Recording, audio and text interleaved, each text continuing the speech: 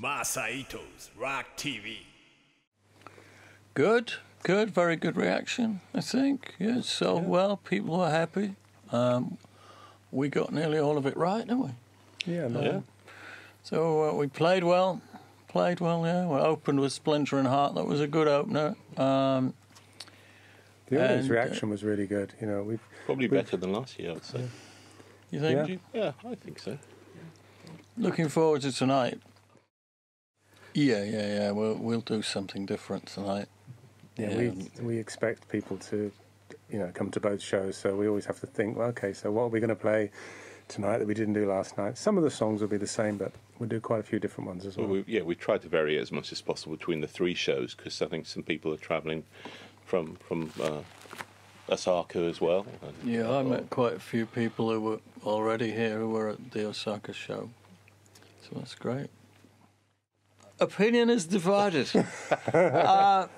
I've definitely been somewhere on the bullet train, but it wasn't Tokyo. So it was either Nagasaki or Osaka. I think it might have been Osaka. Probably because, Nagasaki is not that big, so it's... Yeah, I think it was. It will have been. It wasn't Kyoto then. No, that's where the temples are. Yeah. No, but I went to some temples. Anyway, I don't know. Yes. I can't remember. When was that? When we came here in 94? It's probably on the internet. On the Brave tour, wasn't it? Yeah. So I think we did. We played definitely more than just the Tokyo area. We went and we got on the train and did another one, but I don't know where it probably was. Osaka. It was a long time ago. We were young. It was a blue building. It was the 90s. So yeah, really good. Really nice. Yeah. I mean, I really like Osaka. The whole city's lovely. The way the people are, they're a bit more, just a bit more wide open somehow. A bit like in England, they say the people in the north are a bit more friendly than they are in the south. And, I find Osaka a little bit more like the north-south divide in England. Really? Yeah. Yeah, I mean, everybody I thought was lovely, out on the street.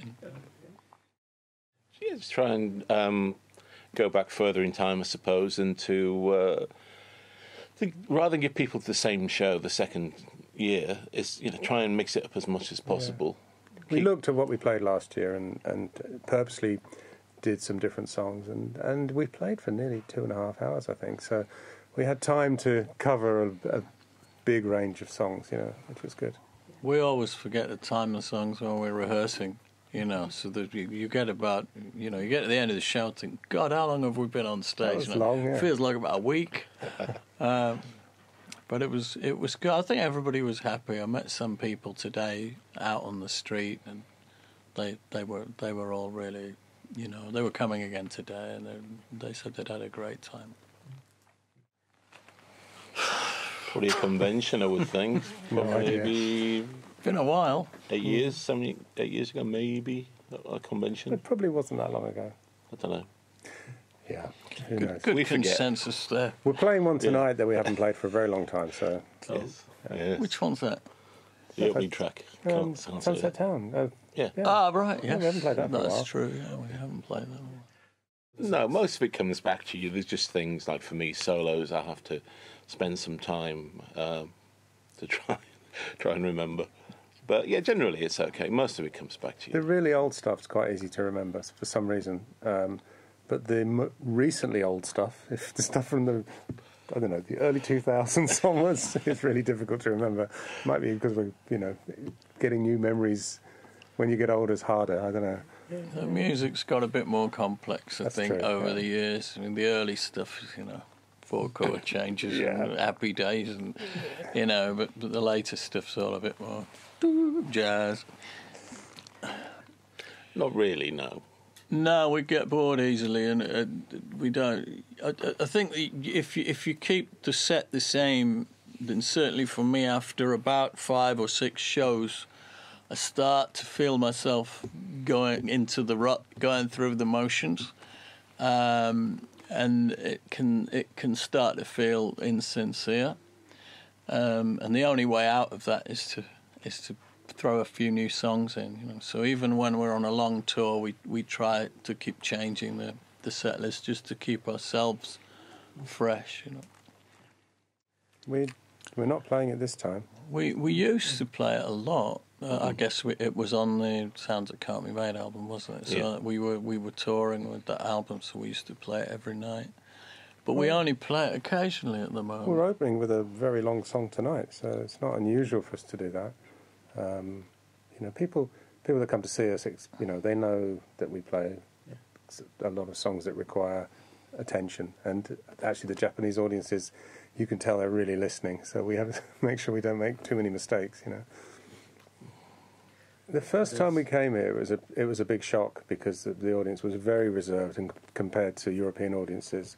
But I think the Japanese audiences have become more, they demonstrate their appreciation more vocally these days than they used to. So I think the audience last night seemed more of that than even last year. Maybe people get more excited about it, or I know it's a cultural difference in how you react to music. But you can see in the audience the people's passion and excitement for the music. They just don't want to necessarily kind of whoop and hollow in the good old American way, which is absolutely fine with me.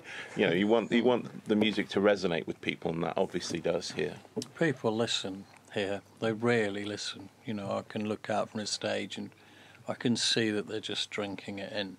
They're not jumping around, whereas a lot the English of drink audiences are inside. just drinking. Yeah. They're listening, So it's quite lovely to get that amount of respect, and also a lot of parts of our music are very quiet dynamically, and so during those quiet moments, it's lovely to hear silence in the room as well, without a lot of people, which can easily happen in Europe. But I think Japanese people across the board, the whole of Japanese society, from what I've seen since I came 20 years ago, is changed. Everybody is much more outgoing in the way they carry themselves, even on the street. People are more individualistic than they were 20 years ago. And 20 years ago, all the guys were in collars and ties and suits, everywhere you went. And now people are really doing their own thing, and they're expressing themselves with their fashion. And, there's a much more individuality here than there used to be. Oh, well, thank you. Well, I suppose it's over a weekend, isn't it? But it's only 2 days and not 3. But it was just an attempt to do something a little bit more varied, I suppose. It's a celebration of the band as much as anything else, I think. When you have 2 shows in one venue and you've been there the previous year, you try and make it more individual, more special, which I think we've done. We wanted people to realise, a lot of people buy our DVDs of the Marillion weekends that we've done in other places in the world, and they can see that on the different nights we play different shows. And I think we just wanted people to understand that if they came to see us 2 nights in Kawasaki, that they would see us play 2 different shows. So that was the idea, really, to expect not the same as a Marillion weekend, but something similar, Maybe one day we will do a full Marillion weekend here. Well, Friday, Saturday and Sunday. Yes. I feel like I've spent most of the weekend in the club, actually. Yeah. I was going to sleep on the sofa last night because I couldn't see the point of going back. Well, I think, as I said earlier, it was a bit of a shock for us to play to, first of all, to be playing so early in the evening because we're not used to that, and then to have this very quiet audience, and it was like a classical concert almost, and everybody had come straight from work and they were all wearing their suits and ties, and it was quite a different atmosphere, but as you said, they appreciate the music, and they were showing their appreciation by really listening. So once you got used to that, then it was a really interesting experience coming here for the first time. There seems to be a lot more people who speak English these days compared to that first the first dates we did. I do get that sense. I mean, we went to Kyoto on the first tour, had an amazing experience there. So I went back a few days ago. But yeah, no, it's just a slightly different kind of experience. I think you don't know what to expect the first time you go to a country, and back then in the mid-'80s, it did feel very alien to us. But it's almost like home now. I mean, to be honest, we were really surprised that we were invited back here quite so soon, because it was less than a year ago, and that's quite unusual when we go and play anywhere overseas to be back again within the year is unusual. So it was very flattering that everyone here wanted us back so soon. They're funny things, awards, because we went for 20, 30 years without ever getting any kind of an award for anything. And then we suddenly got all of these awards from Prog Magazine. And you kind of think, well, that's kind of nice, but it doesn't make us any better, because I can hold this up. It doesn't make the art any different. What we've done is what we've done. And if you want to give us a gong or something to put in a frame, that's lovely, but it doesn't really mean we've got better. We've just always been doing what we've been doing. But then, if a year passes and you don't get an award, you think, oh, we never got an award. Could have invited us. Yeah, it's quite a small world, the whole kind of prog scene, really, I suppose. But it's just great that there's a prog magazine. I think that's the most important thing, that it's a mainstream magazine in the available for people in the high street that covers this kind of music. And it's nice to be recognised by people that appreciate, the music that certainly I started off listening to and got me into music in the first place. So it feels, it's nice to be recognised by your peers, I suppose. Before Prog Magazine, it was only the heavy metal magazines that used to write about us, and I used to find that confusing because we're not really a very heavy band. We're not a metal band. We're not even a rock band with a capital R, in a total sense. We're more confused than that. If I guess progressive is if we're going to put a label on us, progressive or neo-progressive or experimental is kind of the area we're in. So for years it seemed quite like a misrepresentation to put one of us on the front of Metal Hammer or something, going. Just seemed very at odds with who we are spiritually. That's right, yeah. Yeah. But it was the only place where I suppose people looked at us and went, oh, put Marillion on a festival.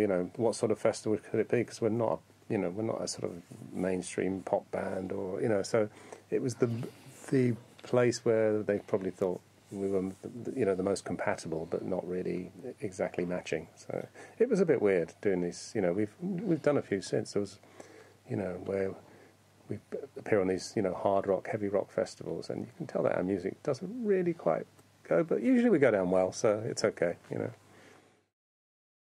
Yeah, that was the only choice, really. Yeah. Just do your own one if you don't fit anywhere else. Bit before our time, actually, but no few stories. But no, I don't know them. Yeah, I know them. I used to love the Live at Carnegie Hall album. Actually did a gig once with John Camp, the old bass player. Met Annie a couple of times. I think she was on the cruise, wasn't she? And also at John Wetton's funeral. But yeah, great voice. Yeah. Well, you could play it on any of it, but I tend to just use it when I'm running around. It's because it's so much more mobile. So I use it to play some guitar samples on Splintering Heart. I use it a lot in this Strange Engine for all the various different colours that I play, and the saxophone solo at the end is all in the cricket bat. So it's just a remote MIDI controller. Back in 1989, when I first started getting into this technology, I had this pair of gloves with switches in the fingers, because I was really keen to avoid these keyboard things that look a bit like guitars that you hang around your neck. I always thought that looked a bit... Totally. So I didn't want one of those. So then we thought it might be cool to have gloves. And so I got together with a MIDI technologist in London, and he created radio MIDI system back in '89. And we were looking at updating it to more modern digital technology. And I went back to him and I said, shall we rebuild the whole thing? And he went, well, no, this works perfectly. And it does, So it's been around for 30 years and it's still working. It's a real cricket bat, yeah, from a sports shop that somebody got a chisel and hollowed out and filled it full of electronics. Yeah, the band that I joined was called Silmarillion. So after I joined, we decided to change the name. And all the fly cases were stenciled with Silmarillion. So the easiest thing was to paint over Sil and just have the Marillion. So that's how the name came about. When I joined the band, it was just like, it was a great progressive rock name, I suppose. Anyone that's kind of into Lord of the Rings and all of that kind of fantasy genre, it painted a picture of that, at that time at least, of what the band was about musically. The Lord of the Rings movies are probably my favourite movies of all time, especially the first two. I always thought the third one seemed a little bit rushed in comparison. I thought the Hobbit movies were kind of okay, but I thought the way they shot them using that sort of technology, I didn't find as enjoyable as the kind of shooting it on film of the original Lord of the Rings films. The way that they framed the shots for the 3D effect, I thought was kind of, and also the liberties they took with the story and making a thin book into three-hour films, and inventing characters and. Well, it wasn't that thin a book. I remember it being about that. No, the Hobbit was though. Oh, the Hobbit. Yeah, Hobbit's that thing. So Thin Hobbit. Yeah. So, but you can see why they did it for the DVD box sets, but. Yeah, I didn't think it was as anywhere near as successful as the movies. So anyway, that's my opinion. What do you guys think? Don't want to know my opinion. Yes, we do. No, you don't. Totally not interested. Didn't like the books. Didn't watch the films. Apocalypse Now is much better. Yeah. And now getting started on Game of Thrones. Okay. What about Game of Thrones? Porn for the masses. It's Tolkien with. Oh, okay. Yeah, it's a family show, isn't it? Yeah.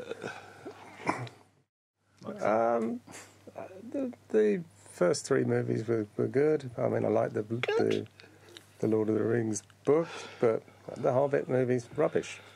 Basically, there you go. That's the short version. Yeah, I thought what's his name was pretty good. The actor, Simon. Was it Simon Clay? Remember. No, what's his name? Not Simon. I know you. Yeah, the other guy from The Office. Yes. What's his name? Watson. Yes. Watson. Watson's his name. Yes. No, he's not. He plays Watson Watson in Sherlock. Yeah. I can't remember his name. Hang on, I'm getting something through the It's called earpiece. Martin Friedman. There you go. Yes. Oh. Yeah. Yeah. I thought he did a pretty good job as Bill. But the whole thing about having the incredibly good-looking dwarf. You see the dwarfs in the movie, and most of them look like they've been hit with a hammer several times, and then you have the what's his name, the Irish actor, who Anyway, you're not seeing it. Anyway, moving on. Watson's not his name. How about the dragon? Yeah. All right. There's a tour of Germany towards the end of the year, and before that, We're not allowed to talk about that. we're doing something secret. We're going to be in the studio Doing working stuff. on some new interesting shit. And then we got the Marillion weekends next year, so we have 5 of those around the world, which will keep us pretty busy for the first half of the year. And then We have to start rehearsing for those in January to have them ready by April because there's so much March. music. March, is it? Yeah. That's soon. Let's start now. Yeah. No. Yeah, it's going to be some time next year. Yeah, we don't know exactly, but it'll be worth the wait. Lucy, our manager over there's got a header in her hands. We work very slowly. So don't hold your breath. Something will be out at some point, I think you could say. Love to. Yeah. Of course. Absolutely. Yeah.